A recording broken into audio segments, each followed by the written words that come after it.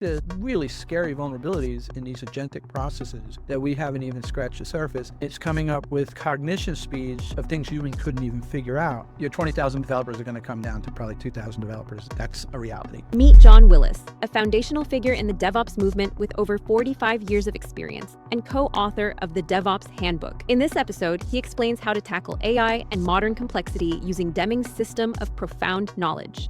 Using the Deming's profound knowledge, how do you actually see AI impact to our organizations? You can't understand science without understanding the philosophy of science. So therefore, you can't understand AI without understanding the philosophy of AI. AI today is an alien cognition. We built a thinking machine, but it doesn't think like humans. To understand a complex system, you need a lens that takes into account four sort of elements. Theory of knowledge. How do we know what we think we know? Understanding variation, understanding human behavior. And systems thinking. Deming had a lot to do, not just Toyota, but the resurrection of Japan after World War II. In 1950, he told everybody, follow these ideas, you'll be a world power. In 5 years, they overtook Germany. For leaders out there, what are some of the practical things about AI that you can advise? You'd be an idiot in a corporation to sort of ban AI. I'm sorry, you're going out of business. But you need to understand there are a lot of perils. Here's the hard part. I just gave you a lot of keys. You got to figure out the doors you can open with those keys. Once you have that, you have a world of opportunity to affect complex systems, change organizational behavior.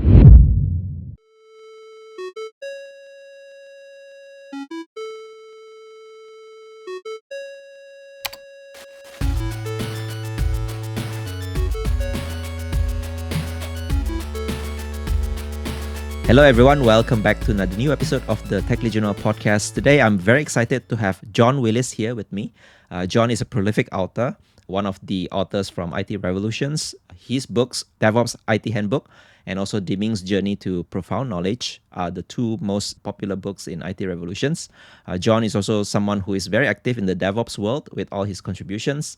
So yeah, really excited to have you again in the show, John. So thank you for being here. No, it's great. Just a quick update. The DevOps Handbook, which is the second most popular behind Gene Kim's Phoenix project. And my Deming one there's a couple ahead of me on the Deming one. So just to keep everything in line. But thank you. I appreciate your shout outs. Right. So John, I love to start our conversation by asking you, maybe sharing a little bit from your career, any turning points, highlights you think we all can learn from your journey. Yeah, my two boys are out of the house now. And, I think the three things I've tried to really, and any young person that I mentor, and I love mentoring people, by the way. So if you're listening to this, yes, if something that interests you, I love especially mentoring young career people.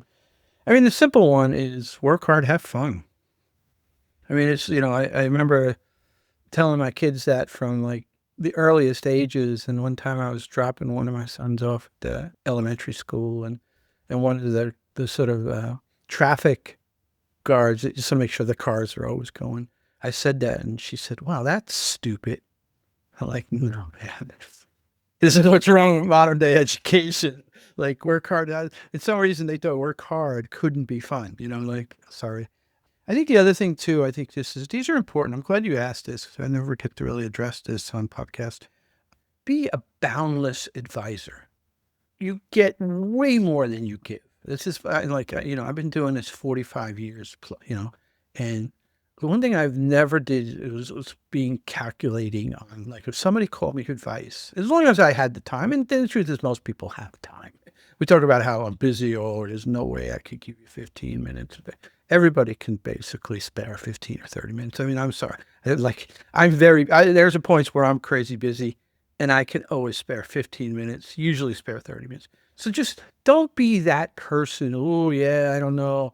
I don't have anything open. And particularly, when you've sort of helped them in the past, right, in general. So just help, because it just comes back. Like when you need somebody, every once in a while, they're like, that one didn't pay off. But every once in a while, more often than not, when you need somebody that you helped, like career advice or like, they'll drop everything for you. And then sort of last but not least, your word is your bond. And again, these sound like everything I learned in kindergarten, but they're true. Like, I want to go to my grave in this world to say, John never did me dirty.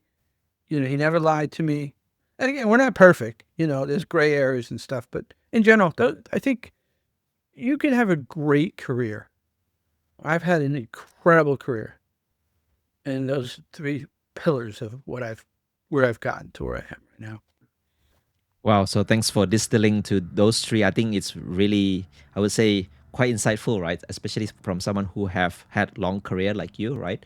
So thanks for sharing There, all this no, wisdom. I I really appreciate like you that, asking. right? Especially the last one, your word is your bond, right? So I think definitely these days integrity is one key attributes, especially when you work with other people, right? You want to be trusted and also That's right. you want to be known as someone who we can trust. That's right. So, John, one thing that we want to talk about in this conversation is about your book, right? Deming's Journey of Profound Knowledge. I think maybe some people have heard about Deming, Edward Deming, the name. Some people may not. For me, I personally have seen Deming's name being called out in many, many books and literatures. Although it seems like he's been around for, I mean, the knowledge has been around for so many, many years, but he's always in the background to me, right? And only this time when seeing your book, right, you can see the Mings being at the forefront of the book. So maybe in the beginning, let's tell us a little bit, what's the story behind you coming up with this book? Yeah, I mean, the short version is that, when Gene Kim, right, good friend of mine, again, owner of IT Revolution, was sort of an advisor on the Phoenix project, but nothing sort of like on paper, like I got early versions of it. I gave early reviews. We had lots of conversations about, like probably my major contribution to the Phoenix project, which is probably the most successful DevOps book there's ever been, was that he wasn't convinced early on that there was a DevOps version of it. And I'm the one, and he said this publicly, I explained, like, I thought like IT operations were like, we were looking for a lighthouse to bring us home, and DevOps was that lighthouse, right? And so he said that publicly many times. But I asked him for an early copy of, the sort of I guess the first time I asked him for an early copy of what he was working on with Kevin Bear and George Stafford, the Phoenix Project, he gave me this challenge. He said, you should really read a book by Eric Korad called The Goal.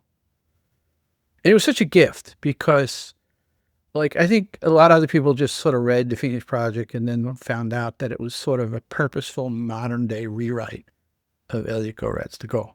Yeah, I mean, it was purposeful. They even studied the structure of the book. And that sort of like, I just fell in love with Elliot Gorad. I felt like my whole career, because this is 15 years ago, right? So I'm 25 years into my career.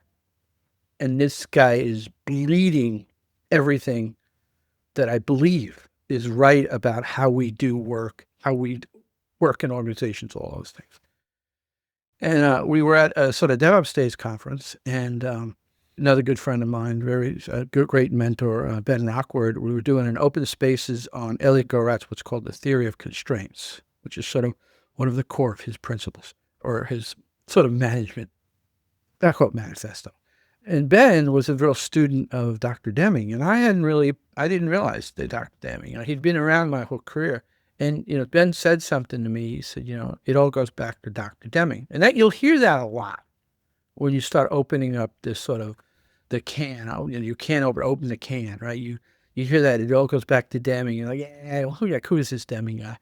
But he challenged me. And, he said, basically, John, he knew me. I knew him very well.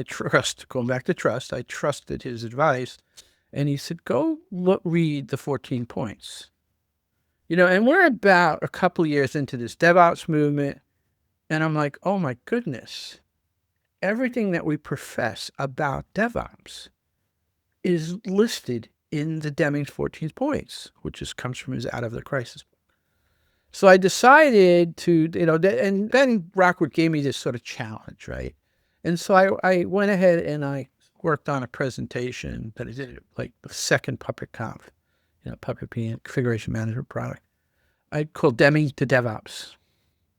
And it was about non-determinism. And I just, it was, again, I took GoRat. In fact, my first resistance to Ben was, no. I just read like 5 books on GoRat. I don't want to, this, don't give me somebody else, But I'm like, okay, once I sort of figured out, this was the guy, and then you start seeing, again, I worked on this Deming to DevOps. And I actually went down why did this physicist? So here's the thing. He was a mathematical physicist getting his degree in the mid-20s. You know what's going on there? Quantum physics, all this sort of non-determinism, uncertainty principles are just all over the place. And he's getting a degree. By the way, Gorat, a little bit later, but same thing. They were both physicists.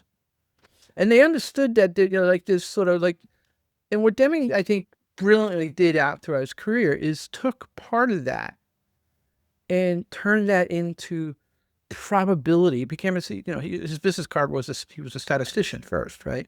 That it was all about, this idea that like everything is sort of rigid and deterministic and you do this and this, and his was more based on what, so that, I wouldn't say quantum world, but a non-deterministic world.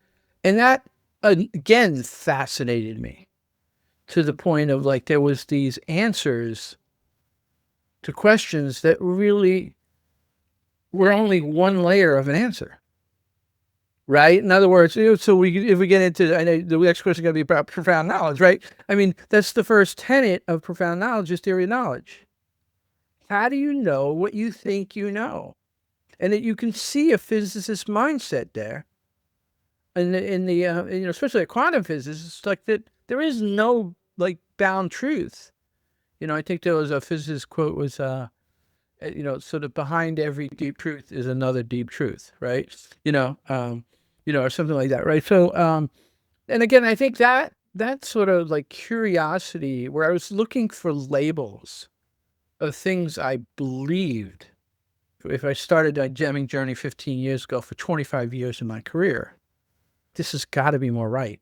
The sort of rules of, they would call it Taylorism, right? Like Frederick Williams Taylor, which is, again, great contribution to organizational behavior, management theory, management science. What was his book.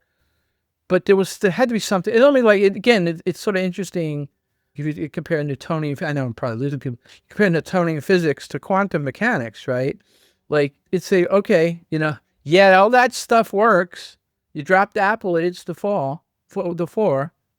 But like there's some other stuff here that might explain what we can't explain. Anyway, yeah, so that's sort of like, that was just like, from a learner's perspective, the fact that you reached out to me and wanted to do this podcast, you're a learner. There's no doubt in my mind. I already know that, and we don't even know each other that well, right?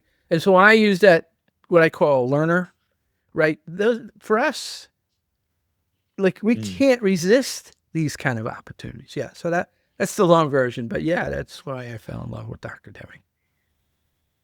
Right. So yeah, I think for most people who have read DevOps books, read literature, resources, the goal, theory of constraints, Eliyahu Goldratt, right, and the DevOps Handbook and things like that. Always, sometimes you will see here this Deming being mentioned, right? And I think if you trace back the Agile movement, Lean, DevOps, all seems to have some influence of Dr. Edward Deming's, knowledge and management principles and things like that, right? And if we read literature, many people would say about Toyota production system, right, as like kind of like the reference for how DevOps started. But actually, Toyota actually has some influence from Dr. Deming as well. So maybe tell us a little bit about this, because I think it's good for people to understand. His when I set out to write Deming's Journey of Profound Knowledge, really the goal was, Deming is a conduit, right? Like I really didn't want to become a sycophant to Deming, even though I probably am when it's all said and done. I mean, I do think he's been a great American prophet, and not prophet in a sycophant way, prophet in that there's so much like knowledge there. I think the other thing I wanted to say too, right, is people find Deming hard because, like Deming one time, I was in a lecture, somebody was asking him questions. Yeah, but how? And he said, "Do you want me to teach you and do your job?" And and I was thinking about like Peter Drucker, amazing mentor, writer, right? But like you would never see in a Deming book, the effective executive. Like in other words, he wouldn't tell you how to become an effective executive. He would tell you these principles that exist. And so back to like, where do we get to Japan and all that stuff? Deming was like hard-nosed about like, here's these things that I've learned. And you have to, you don't just take them like, here's the 5 steps. Everything's going to be perfect. like, again, theory of knowledge and just profound knowledge is really epistemology, right? That's not how that works, right? Like, you're supposed to take the torch. And so one of the sort of things that you learn in the sort of Deming discussion when you become a researcher about him is all these schools of thought. There is definitely the sycophants who like Deming, even like the bookshelves. If you look at the books, the man who created the miracle in Japan, the miracle, the man who invented, quality, right? Like, that's freaking ridiculous. He was just a man. He was a like awesome man. So that, and then there's other people that are like, yeah, Deming had nothing to do with Japan. Some of the sort of Northeast lean school, they literally act like he doesn't exist in the Toyota story. So you start reading through that stuff, right, and try to get it. Look, and I spent a really good time explaining the different people that went to Japan and how Deming was it. And I really tried not to be boy, Toyota doesn't exist without Deming. However, there are a fair amount of people who say Deming had nothing to do with Toyota, and that's absolutely incorrect. Because I've interviewed people. I interviewed a man named Yoshino, Dr. Yoshino, and he basically said he hired in 1966 in Toyota, worked as a peer, with Ono and Shingo. And I asked him the question of Deming's impact, and he was unquestionable that when he got to Toyota, Deming was mostly what people were talking about. And he said, Deming taught us how to understand data. So Deming had a lot to do with, not just Toyota, but like the resurrection of Japan after World War II. But he wasn't the only one.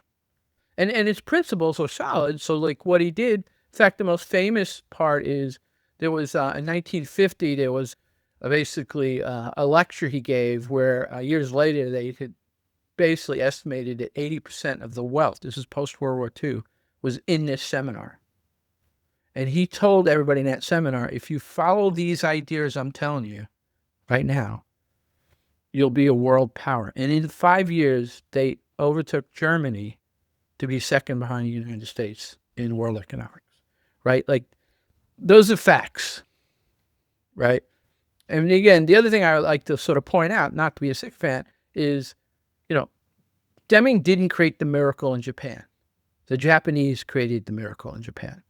Toyota wasn't great. TPS didn't become this great model for successful, complete organization, meaning profit, everything, right? All the things from Ono and Shingo. But Deming was part of that mix. So Toyota created the miracle at Toyota, not Deming. But Deming had some influence. Yeah, thanks for the background story. I think for people who would love to study more about Deming's journey and how he influenced the Toyota, right? I think reading your book definitely is one good resource, right? Because in your book, you kind of like highlighted the story from the very beginning. And just one thing I just wanted to point out in case some people listen and don't know. The other thing I did about that book is all the books about Deming that I had read up to that point were very dry. Very little bit about his biography, maybe 5 pages, 10 pages, and then all about his management principles and how they, and I thought, I've always been a fan of Michael Lewis, the Moneyball, the Flash Boys, all those.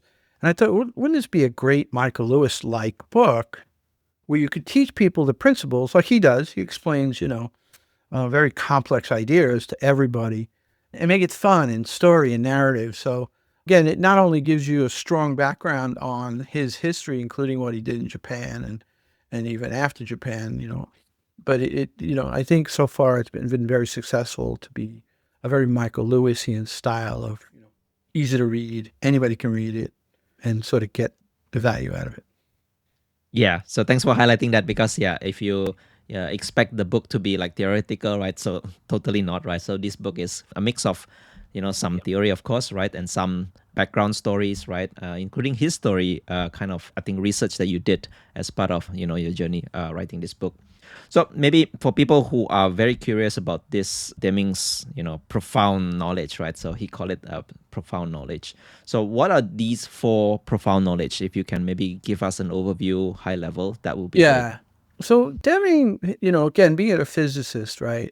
Mathematical physicist, right? So he saw the world, like, think about like how a physicist sees the world, like it's And I believe, even though he wasn't like a particle physicist or even labeled as a quantum physicist, right? Actually, he was a mathematical physicist. By the time he got out of his PhD, he became more of an organizational statistics guy. But the influence had to be there. You think about how, like, the sort of universal physicists think about like the classic world, they think about the quantum world, right? It's sort of like it opens up the world for a lot of pieces. So like a lot of what he would talk about, it's not really physics, but he'd talk about like everything is complex. This, we live in a world of complexity, right? Again, that's a physicist's view. Where like, like if you look at a door swinging, you have, if you sort of really think about it, there's so many more elements than open and close, right? And so he said that in order to understand things, and particularly his focus was sort of management of people, trying to help managers and people coexist with sort of what would ultimately be profit, but not profit focused. He said that to understand a complex system, you need a lens that takes into account 4 sort of elements. Because if you don't use these 4 elements, you sort of miss. And I'll give you an example. But so the first one was he called theory of knowledge. Plus the other thing, that a big influence on Deming, and this is in my book as well, actually comes from philosophy, something called pragmatism. And pragmatism was the first America-based or sort of U.S.-based philosophy. A friend of mine, Jay Bloom, says it was like jazz. Like we created pragmatism. Like it wasn't some European. And Deming was highly influenced by pragmatism. So again, that all goes back to epistemology. And epistemology is a fancy way to say, how do we know what we think we know? And that's what a learner does, right? Like, okay, I got this, but like, I'm not going to stop and just stand up in front of people. Okay, here's the answer to the question. Well, there's other answers and there's more to learn, right? So that sort of first pillar, remember there's 4 here. The second sort of element of this lens to decouple complexity, right? And complexity can be your organizational, like you got 5 teams and these teams are fast, these teams are slow, there's resources here, all the things that we deal with in an organization. The second is understanding variation. And variation then goes into a whole deep area of statistical process control. But at the end of the day, it's, how do we understand what we think we know? Like, it's the way I think about it, right? And then, I've also sort of recently taken, like, is there an ontological view, right? Like what's inherent versus what's shaped. So if we start understanding variation, there's variation in everything. And then we can understand what's inherent. And so this goes deep, and this would be a whole episode if I went any deeper. But then the third is really interesting, because the first 2 are more sort of like very science, like you can understand from a science or mathematical perspective, right? The third one is psychology. And this is the thing where again, like just why I kept falling along with Deming is because if I think about my career before I learned about Deming, right, that's 25 years, you'd hear all sorts of discussions about, sort of like, observing, managing, measuring, right? And his measurement's a little different than sort of his statistics called analytical statistics versus enumerated statistics. Again, another long subject covered in the book. Like all those things sort of like, yeah, I can see that, I can see it. But then the first time you think about like, no. An equal element of this lens to understand complexity has to be understanding human behavior. Or, like maybe you have intrinsic motivation, and there's actually different variants of intrinsic, right? Like understanding, I did some studies on this where there's like 7 classified we always think extrinsic, intrinsic. There's actually 7 classifications of intrinsic motivation. So it's not just, you're intrinsic, you're extrinsic, right? It's much deeper than that. And then cognitive biases and all those things, right? This becomes like you have to include this. Because I can have everything else right, but if I don't understand that, like an example, a great healthcare version is I can do all the stats and the math and the, show the theory and all this of why hand washing kills germs. But if you fundamentally don't believe that, for whatever, because you grew up in the whatever, like, I'm going to fail. And then the last, which certainly not least, is understanding a system. And Deming has a lot of roots in some of the earliest general systems theory. And he was like, it just believes. In fact, in that 1950 Haqqani where 80% of the wealth was in there. I mean, if you read that speech, and it's online on the Deming Institute, it basically is a sermon on system thinking. So when you put all four of those together as part of your ability to sort of understand things or try to solve things, because like you'll hear like most people like the short version of Deming is, isn't he the guy who created PDCA? Well, he didn't create PDCA, he created PDSA. And that's another sort of like, but in general, yes, he's sort of the idea that, and then for those pure Demingites now that are listening and screaming at me, yes, I know all that came from Walter Sheward. All right. So Sheward was Deming's mentor. Again, Deming pulled all these great things. He pulled, his philosophy ideas from C.I. Lewis. He pulled his variation ideas from both Sheward and actually mostly Sheward, and Sheward is the one who introduced him to C.I. Lewis's Pragmatism book, right? So, but yeah, so you put all that together and it becomes, but here's the hard part is, sorry, folks, I just gave you a lot of keys. You got to figure out the doors you can open with those keys. And I think this is where people get frustrated, Deming. We're so used to this instant management gratification. So if you see a major knock on Deming, it didn't work. We tried the Deming stuff, it didn't work. And then you moved on to, again, I'm just using Drucker as an example. Peter Drucker is like, the contributions of Peter Drucker to management, is incredible. But to use it as an example, there are certain type of management principles that give you this sort of, even we talk about lean. You mentioned rightfully so that lean and agile, like ultimately Deming had contributions there.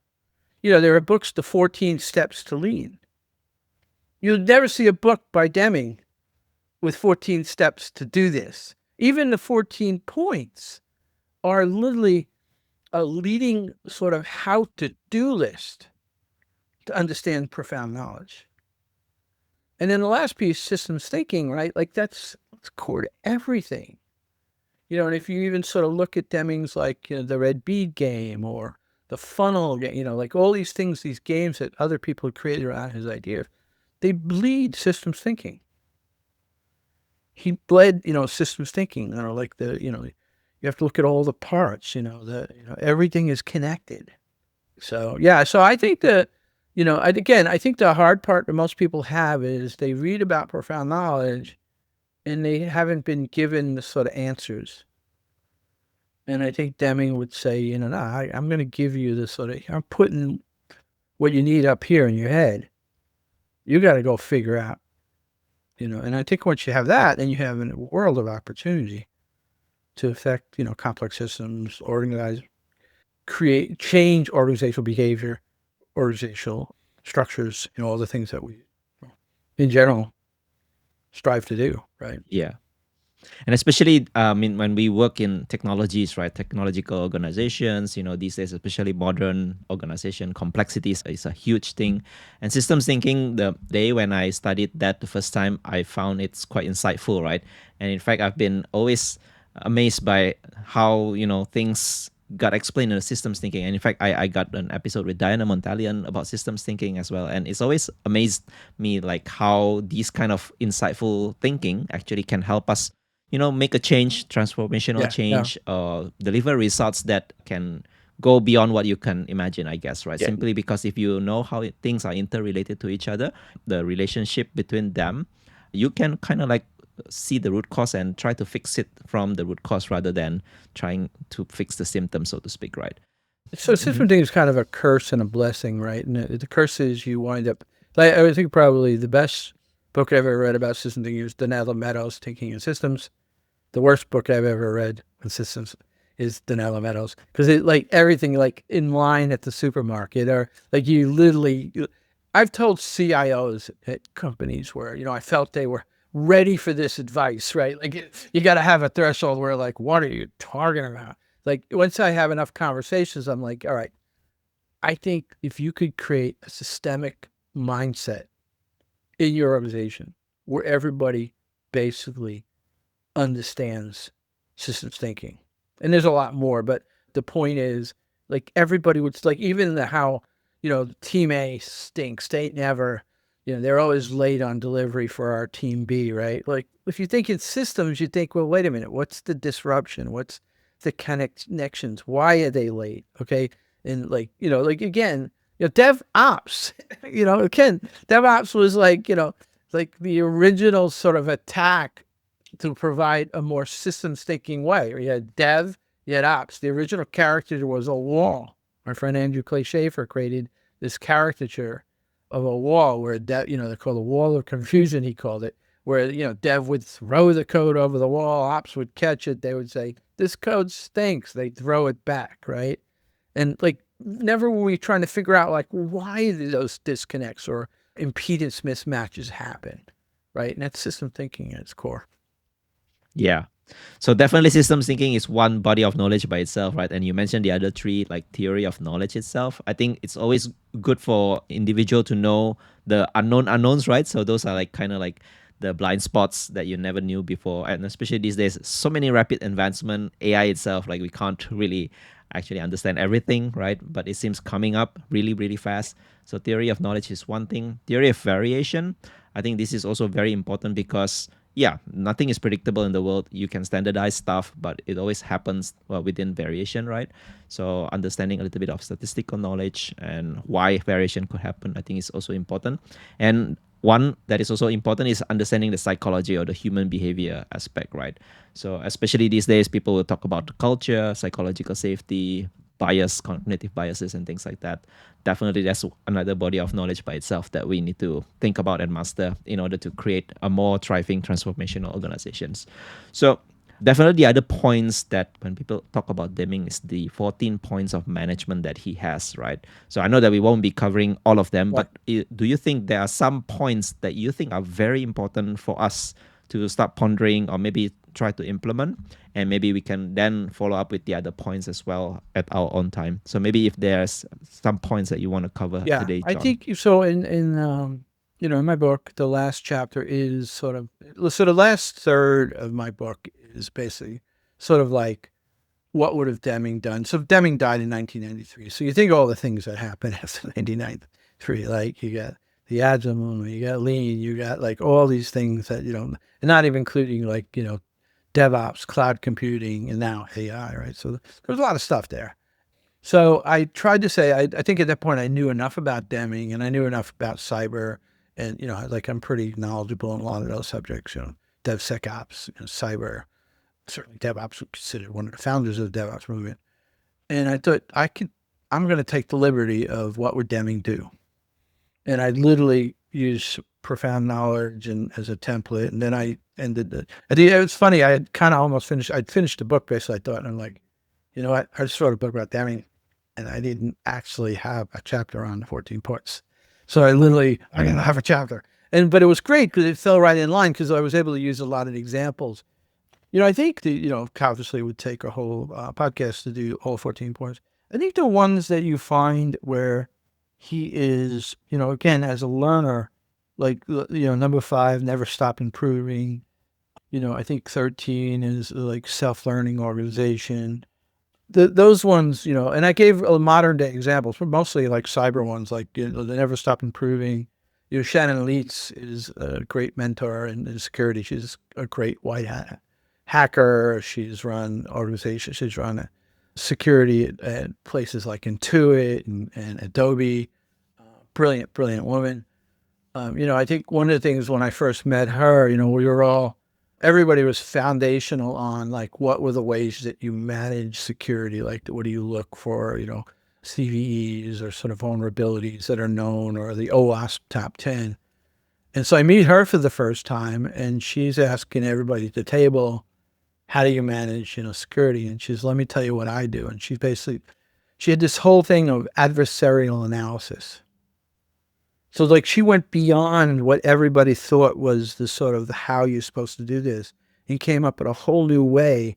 So instead of looking for vulnerabilities, like why do I measure how, at times she was at Intuit, how do I identify adversaries?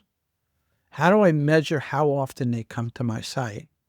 And what are the things, and this becomes pure Deming PDSA or theory of knowledge, what are the things that I can do or try or experiment with that might reduce those adversaries. Sort of think about it as like a criminal who robs houses basically would look at the first house and say, they got a guard door, a steel fence, not going to do it. Next house, they got alarm systems all over the place. The next house has an open screen door with no fence. That's where they're going, right? So it's like that whole science that she sort of like, I think, single-handedly created of adversary analysis was a great example of never stop improving.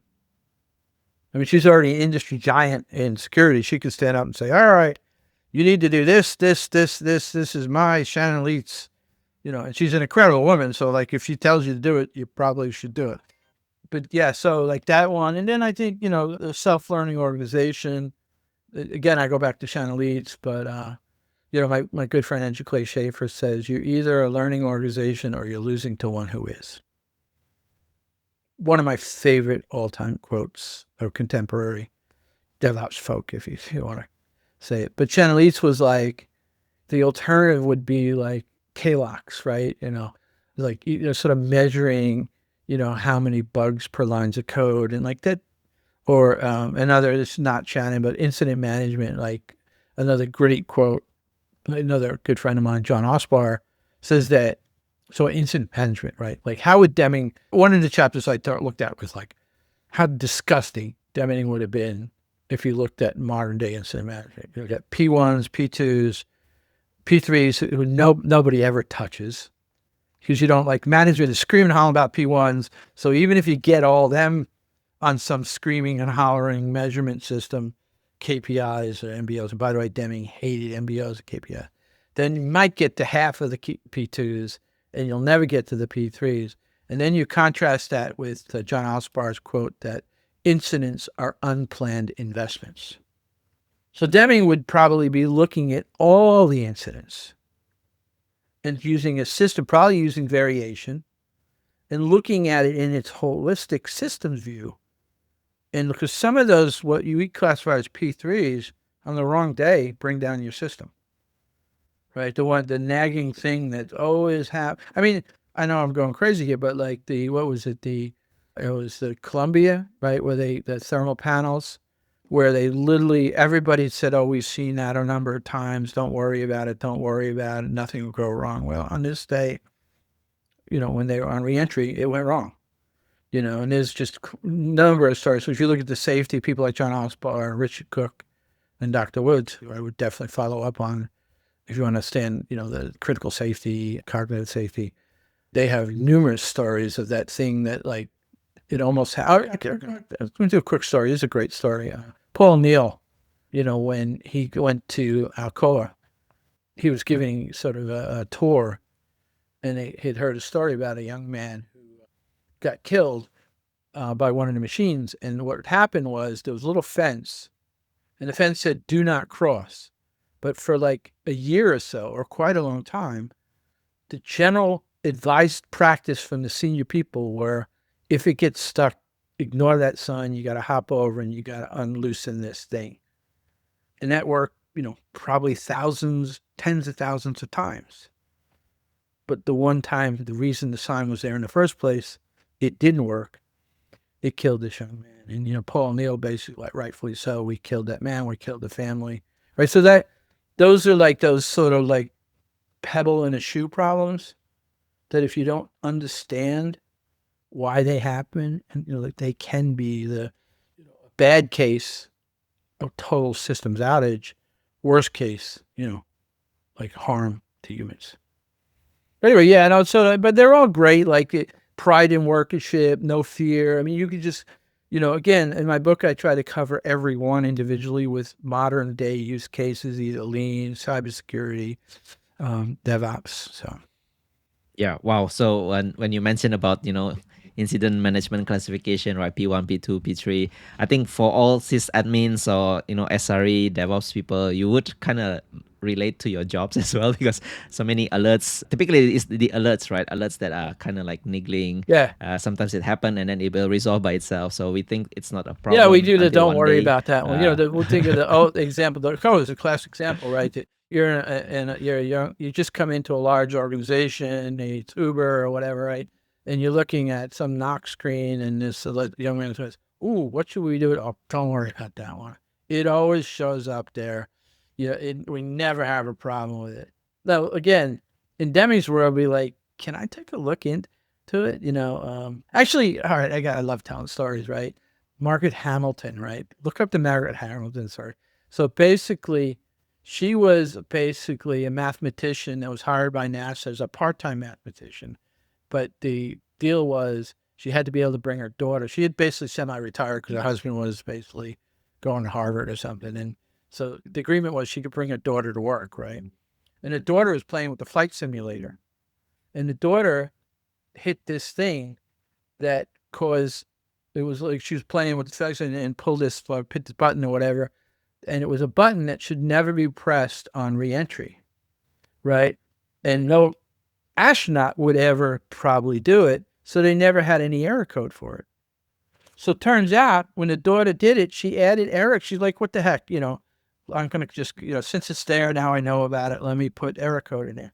And then it turns out on Apollo 13, Jim Lovell and somebody on the crew hit that button, right? They wouldn't have survived. It wasn't for the daughter pulling that button. Like, again, like that's systems thinking at its core. That is system of profound knowledge at its core. All the things we just talked about, right? Yeah. So I find that if leaders, managers, or even everyone, right, who can actually spend some time to study these Deming's, Yes. 4 elements of profound knowledge, right, and the 14 points of management, I think it's really, really cool, right? You can start thinking not just A, B, and C, but like how A, B, and C interrelate to each other that can produce, I don't know, D, Z, and all that, right? And I also love that Deming, one point from his management point is like stop inspecting quality, instead like you build quality in, right? That's a core principle there. I mean, that one, like, I wanted to go with the human factors and learning, but certainly, like I said, that doesn't diminish the strength of any of the other ones. But one of the core quality tenets is sort of like, this idea of like post inspection or, sort of build quality in. Again, I spend a lot of time on this. One of his first jobs as an intern is at a place called Hawthorne, which is where they're making, you got to imagine it's beginning of the 1920s. Telephones are like cloud computing, right? Or AI now, right? Like that is all the buzz. People can't get enough. Everybody wants a telephone. Your Aunt Tilly moved to California. You haven't been able to talk to her since she moved. Now all of a sudden you could pick up this thing and talk to her. So this Hawthorne factory outside of Illinois is mass producing not only telephones, but like telephone systems to be able to do all the relays and all that. He's there, and they're realizing, and this goes back to Walter Stewart, who's one of his mentors. He's realizing that they're like, out of 40,000 people working on these teledevices, they've got 4,000 of them doing inspection. And the statistics of what they're doing is not really working that great anyway. Pick it up. Yeah. Shake it. Yeah, it's good. No, it's bad. So like, that's where Stewart came up with the idea of statistical process control, where you can use statistics and math and analytics to get a higher percentage on quality than you can humans. And then that sort of bleeds into everything Deming talks about in that sort of quality. When he talks about quality, he's talking a lot about the principle of variation in system profound knowledge. So when you mentioned that, somehow I got to think about, CI/CD pipelines. The Toyota production system probably is like one reference that people use to come up with so-called the concept of CI/CD, pipelines, right? So, but when they talk about that, we kind of like take things for granted, right? CI/CD, especially youngsters, it's like who doesn't know CI/CD, right? But actually in the past we didn't have such things, right? And we rely on like kind of like manual tests, for people to actually execute and ensure the quality of our software. So the other topics I would like to talk to you about is regarding AI. So I know these days everything must be about AI. So there's a lot of scare about AI. There's also about excitement of how AI can improve our lives.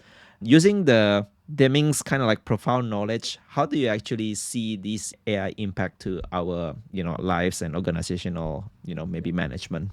Yeah, I think there's a lot there. I'm glad you asked that, because my latest book is basically called Rebels of Reason, and it's basically a history of all the people and the ideas that create today's modern day AI. So it isn't a book on what is ChatGPT, but it's a book like, why did this weird, crazy UI happen in 2022, right? Like, so going back 100 years to Turing and even Ada Lovelace, and like I do, like, again, if you've read Profound, it's that kind of storytelling. But what's interesting is I spent a fair amount of time trying to see if Deming, I found all these sort of really interesting people that were contributing to what led up to ChatGPT. A guy, for example, Herbert Simon, right? You know, like that, the closest I could get to sort of any evidence that Deming sort of was even involved with any of these sort of early incarnations of, you know, AI expert systems, those kind of things that were happening in the 70s and 80s. I'm certain Deming would have been aware of them, but I literally just couldn't take anything in the book that literally directly tied what he said, what he did. And again, the closest I get to is some of the people I know he sort of collaborated with, like guys like Herman Simon and stuff.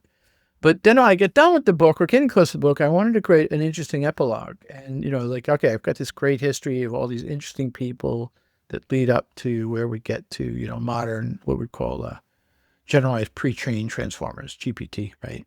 You know, OpenAI, you know, GPT-4, GPT-5.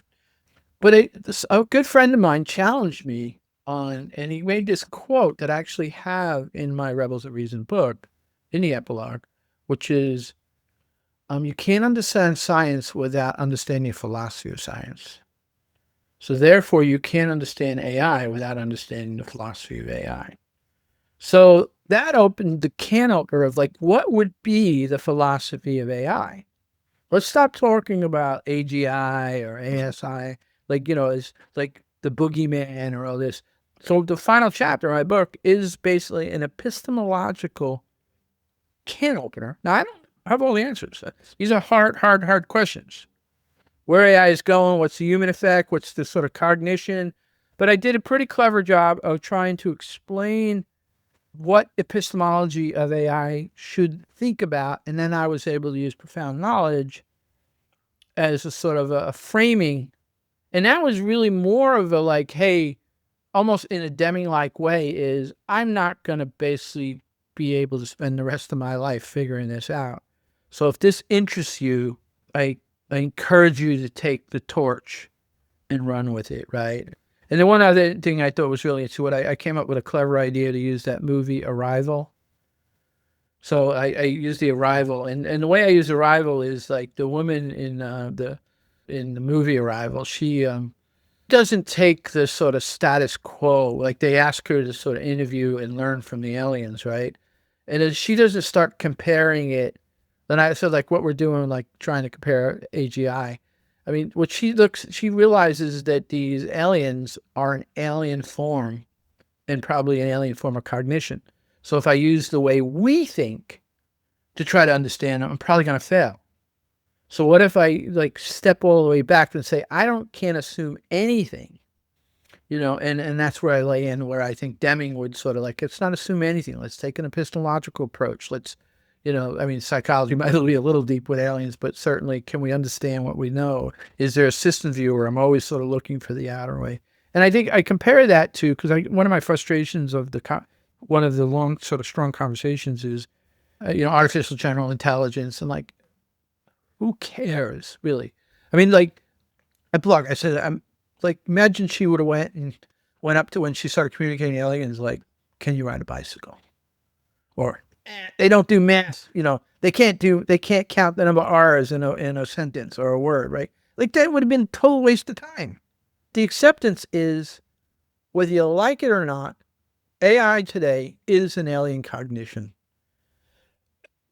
It's just not a human. Like one of the quotes I have in it is, we spent 100 years trying to build a thinking machine. The thing that we didn't realize is we built a thinking machine, but it doesn't think like humans. Right? And then therefore, we need to sort of like, and again, it's just an entree into, I think, what should be a fascinating conversation. But I'm already on my next book, which is going to be the history of quantum computing. So it's like, it's one of my problems is like I'll leave these breadcrumbs, and then like almost like Deming in a sense. Not that I'm as smart as Deming, but like, yeah, like it's your turn. Yeah. So I think these days, definitely so many people they are thinking about AI, right? So especially leaders, management, right? How they Oh should tackle AI. yeah. First is how they should use AI as an opportunity within the organization. Second, definitely threats of AI to their organization. We know that cyber security issues now these days use AI a lot, right? Also AI that can hallucinate and produce catastrophic errors, right? Yeah, it's not even just hallucinations. I've got a couple in September. I'm getting back on the road. I've had a good summer so far, taking it easy. But I've got keynotes at DevOps Days DC, DevOps Days Dallas, and I have a presentation that I'm literally giving about the polymorphic nature of agentic programming, right? And there's just scary stuff that's going on. So this intelligence is sleeping in where. So that you mentioned my dear CIO this newsletter. That whole idea is like, hey, I'm not telling you not to use AI. Like that ship is already launched, right? Like you'd be an idiot in a corporation to sort of ban AI. Like, I'm sorry, you're going out of business. But like you need to understand the perils, and there are a lot of perils, right? Now you talk about hallucinations. I think those can be managed. The really scary thing to me right now is the polymorphic nature of some of these agentic processes. We're going into like massive agentic programming now, and where the agents are sort of building task lists and figuring stuff out. And it's brilliant. I mean, the stuff that people are producing with Claude Code or this MCP architecture. But I mean, these things are like polymorphic in that they'll reconstruct the code. It's sort of like the HAL and the Bay doors, like a couple of examples that have come up within the last 6 months or 3 or 4 months is like having a whitelist of these are the things you can't touch, like files you can't touch. Telling the agent, and it's saying, yeah, but like think about a mentality like the HAL open the Bay doors. It's like, I can't let you open the Bay door. Sorry. And so in these agentic processes, I say sorry to get too meta here, but in those agentic processes, they're like, you want me to do this. The only way I see this is I've got to change a file in that directory to give me a whitelist. So I'm going to either take it off the whitelist, or it's using the knowledge of vulnerabilities. Like it has this knowledge that there's a vulnerability out there. Let me see if that doesn't do. Or it's reconstructing code. I mean, it's, again, like we're going to have to figure all this out. And the answer isn't like, stop it. But yeah, I think there's really scary vulnerabilities in these agentic processes that we haven't even scratched the surface. And then you add to the case that these intelligent alien cognition forms are trying to solve problems we've asked it to do. And it's coming up with cognition speeds of things human couldn't even figure out to try to solve that problem, which might not be the things we want it to do in the first place. The logic of like in 2001 Space Odyssey, like, dude, open the door. We're going to die. No, sorry, Hal. Sorry, what is that? Yeah. I can't open the bay doors. Yeah. So, yeah. Yeah. Yeah, especially with the agentic architecture, right? So when AI talks to each other and we kind of like didn't know what is actually happening between those agents, right? And we kind of like see the result only. I think it's always very dangerous. And I'm not sure how we can actually tackle the investigation later on. Let's say if it produces a decision that is, I don't know, catastrophic or something like that, right? So Or probably it's going to be get really, worse really and hard. worse, right? Because like I tell you, Yeah. I'm looking at quantum. I think we're still 3 to 5. I think most people say 10 to 20 years before the sort of modern AI gets married with quantum computing and into the whole sort of level of physical quantum computing is getting to the point where they can actually work, if you will. But I think it's going to happen sooner than later. And when that happens, so you talk about like debugging or tracing, right? In AI, we can look at the logs of an agentic process. But like there's a lot, like it's a lot, right? Like it's a needle in the haystack problem, even right now. Because what we're doing is we're doing cognitive solutions at a scale that's way beyond humans, right? Like the idea that we're using sort of the structure of the transformers, if you will, to be able to solve these problems that no human could solve, right? I mean, literally, I had a friend of mine the other day said that, and this is a world-class Java coder that's been coding for 20 years, literally told me he built something for a major software company in 3 weeks, and it would have using Claude Code, that it would have taken him a year. So this is sort of something who isn't this guy, basically would have took a year and a half, right? Like that becomes a complex problem of when you're having that, like how do you go through and debug the log? It's a problem. I mean, is it the benefit worth the problem? Yes. But when you start adding like the ability to go like 3-4 orders of magnitude more complexity, it's going to be a point where like debugging is just not an option. In fact, the whole state of quantum is debugging isn't an option. So yeah, no, and it's going to get fascinating. The things that we haven't been able to solve with classic computing, that, would take, on average like a million years, we'll basically be able to done in hours once those two meet. And then can't imagine abilities, but then like we're at that point, like we're in for $1. We're in for, like we're in where there's no returning. Yeah. So. I think definitely it's going to be exciting, right? The kind of opportunity, but also it will scare us a little bit. So you mentioned that organization these days that could, if they don't apply AI within their organization, right, they will be disrupted by some other people who have implemented AI. So for leaders out there, what are some of the practical things that you can advise, especially maybe borrowing some ideas from your AI CIO newsletter and your research about AI? So what are some of the key practical things that leaders should think about or start to implement? Yeah, I think that, so I think I'm gonna, and when it's all said and done, have first use on Shadow AI. I know a lot of people are like, I think it was like 2.5 years ago I used it. Again, like in some places, who gives a crap? But I did write an article almost 3 years ago about like the birth of Shadow AI, which is based on Shadow IT. There's so many lessons to be learned from Shadow IT, which you can almost attach to cloud computing, right? If you think about shadow computing, there was all these shadow IT stuff, groups. And what happened there is organizations, for the most part, fell into 3 categories. One category is no. Well, we know how that worked. The other category is monkey see, donkey, like don't like, just don't tell me about it. And then, then people just did the do now, forgive this later. And a very small percentage, Capital One actually being one of them, embraced it, organizationally embraced it, right? Like at the time when Capital One was embracing cloud computing, the general mantra was banks cannot do cloud computing. Now there were sort of restrictions, and Capital One, but that's the point. These are not binary. You can or you can't. Well, I can for that. I can for this. I can for that, right?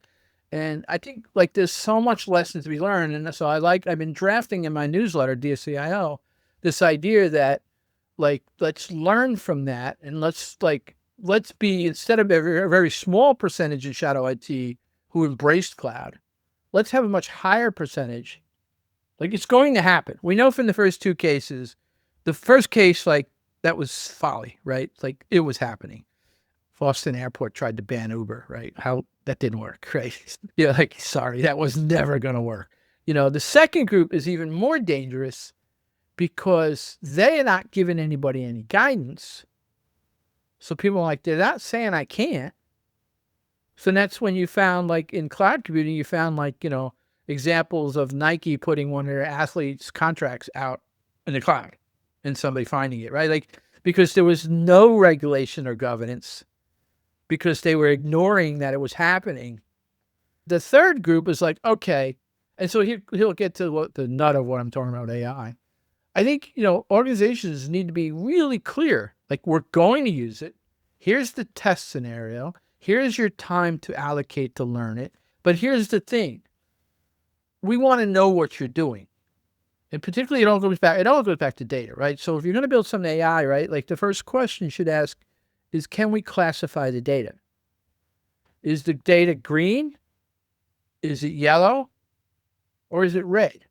Right? And then like give people clarity, right? And so now you come say, I want to do this thing about that helps new employees figure out how to do scheduling of meetings, where to go get lunch, like all those things, right? That's green data. No restrictions. Go, I mean, not quite, because like you still need like no racism, or like you want to have these sort of what they call evaluation software that hallucinates bias or correctness. And then you got your yellow, which is, maybe the company doesn't go out of business if this data is incorrect. but we could like waste like over a year of people using an internal service that gives optimization examples. Turns out it was wrong. And we wasted, $40 million because this thing told thousands of people to do X when they should have done Y. And then the red is obvious. The red is like, it's going to do harm. It's going to do harm to the brand. It's going to do harm to individuals. It's going to do harm. Again, going back to profound knowledge, be aware that you don't actually know what the right exact answers are right now. Express that you're learning with the organization. So today, green is this, yellow is that, red is this, but we will learn. One of my favorite Deming conversations was a student who took a seminar and took their seminar like 5 years later. And the student stood up and said, Dr. Deming, in the last time I took your course, you said X, Y, Z. And now you're saying A, B, C, right? And Deming, like in his low voice, says, I will never apologize for learning. Like, yeah, I mean, what today, like I cringe sometimes to watch some of my early presentations on DevOps, like, oh no, I didn't say that. Oh my goodness. But I think it's like, I'll never apologize for learning. And even on the AI thing, I was new to AI, and I think somewhere in the book, I put a quote like, I will never apologize for learning. So if it's like, when I wrote this book, this is how I understood AI. And if you don't like it, I'm not going to apologize to you, Wow, I think is pretty good quote, right? So we always learn, we always find new things, right? That's right. Especially also, with a lot of advancements these days, right? And I think that's pretty good quote, right? So we love it. always Yeah, learn, we yeah. change our minds, right? The core of a good smile, right? It is this like, I'll never Yeah. apologize, learning. And it, I know we're going over, but if we go back to some of the really other cool Deming points, is no fear. If you have that mindset that like what I tell you, like with a no fear attitude is I can go up, learn something, try to explain it to people. That's why Ignite talks are amazing, right? Like get up there, fight your biggest fears, get up there and do this torturous presentation. And then learn, and then, if somebody's not a jerk, they'll come up to you like, hey, I loved your presentation. And I do this all the time. I do go up to people and I try not to mansplain, or I try not to be that jerk. I say, hey, I think you did a great job. The one point that you made, I think you probably should take a little look at it. And people who take that well, they go, oh, let me go back. And then they'll ping me later and say, no, you were right. I didn't fully understand that, right? But if you have that no fear, like you're going to go up there and then and then some people, if you're sort of always afraid of people telling you that you might be wrong, you're probably never going to be right. Wow. Yes, definitely great insights. So yeah, I know we are a little bit over. So, but is there anything else about Deming or maybe about AI that you think we haven't covered that you think is very important to actually also mention in this conversation? Yeah, I think the interesting, for people who are fascinated by Deming, I think the interesting conversation is following up on this idea of philosophy of AI. I think there's two threads, right? One is for CIOs, start figuring out how you want to embrace AI at a scale level. It's one thing to have a bunch of people. This is what my focus in Dear CIO newsletter is. It's one thing for letting everybody sort of write, AI things, my fear is, Dear CIO, you might have, thousands and thousands of Jupyter notebooks unmanaged. You might have, hundreds of vector databases, basically with no real scale management. You're not even understanding evaluations and things like that. So there is this thing about how do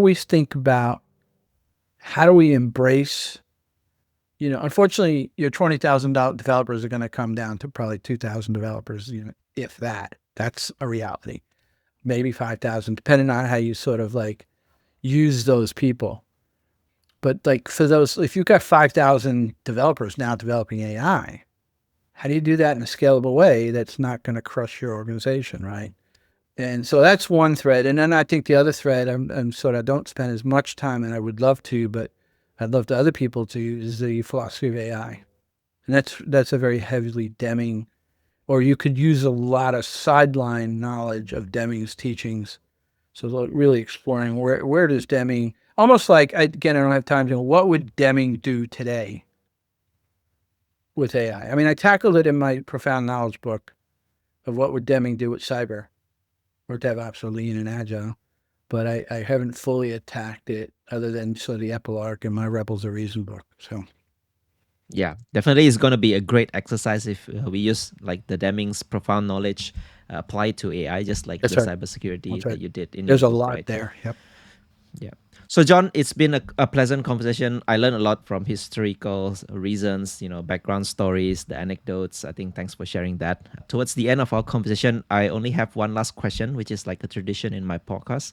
I would like to ask you this thing called the three technical leadership wisdom. Just think of them just like an advice you want to give to us. Maybe if you can share your version today, that would be great. Yeah, I might just go back to the original, work hard, have fun, be a balanced advisor. I guess the one I would add is just be a learner. Like literally, I mean, the people that, just constantly, like, again, let's go back to Deming. Deming's greatest quote, I think one of his greatest quotes is, I think I'm going to mangle it a little bit, but people deserve to be joy in work. There's some variant of that, right? And like, there is a navigable path in your career. Now, I speak of this from privilege, so I'm going to be really clear here, like, so I don't act like everybody should be like me. I mean, I've lived a privileged life, right? Like, I was raised to privilege. I was capital P privilege. But what I will say is, if you can do a journey, I tell this to students, if you get to a point of where you sort of in knowledge, you're educated, you have all these sort of capabilities, like most people who would be listening to this podcast at this point, like you deserve to have fun 8 out of 10 days that you work. You'll never hit 100, right? There are days, right? And I have been able to, in my career, successfully say, probably on average, 8 out of every 10 days I've ever gotten up in the morning and went to do some work, I enjoyed myself. Wow, that's a very good reminder for all of us, Yeah. especially in our career, right? Sometimes we hate our job, but we still do it anyway. I think it comes back to again to the privilege, right? Some people, might have better privilege, but for some who are not, probably, Right. And again, that's why I'd be real careful about that because, again, yeah, but like, again, tie that would be a learner, and that is a form of privilege. Again, I'm getting yeah, myself in dangerous waters here, but like, the point is, you give yourself advantage if you become, sort of maniacal learner. got it. Yeah. So, John, if people love this conversation, they want to go a little bit more meta with you. Is there a place where they can find you online? Yeah, I think, so if you could put it on the show notes, but Botchkaloop, John Willis, I think of Atlanta. I don't know why I couldn't get John Willis on LinkedIn. I use Botchkaloop a lot of places. I have newsletters on my LinkedIn, which I have a Deming one, I have an AI one, and I'm actually starting a quantum one now too. I'm trying to see, like, if a dummy like me can learn quantum, can I teach it to all the dummies like me? If you like the idea of the whole CIO reference of Dear CIO, it's aicio.ai is my Dear CIO newsletter, where I really try to point out the things you should worry about running AI in a large organization at scale. Yeah, I'll put them all in the show notes. Just a little bit of curiosity. What is Botchkaloop?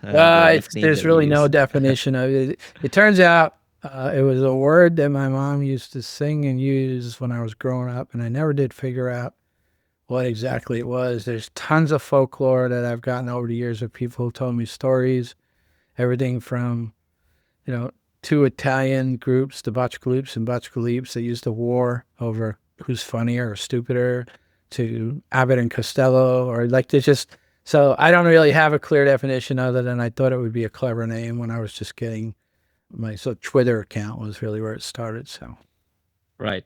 So thanks for the trivia. So again, pleasant conversation today, John. So thank you so much for your sharing today. Well, thanks for having me, Andy. It was a great conversation.